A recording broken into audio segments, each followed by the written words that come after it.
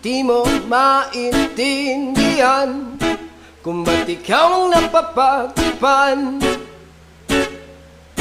ng halik ng kamalasan. Ginapang mong marahan ng hagdanan para lamang makidlatan sa kaitaas-taasan. Ngunit kaibigan, huwag kang magpapasindak. Kaibigan, easy lang saya. Dahil wala rin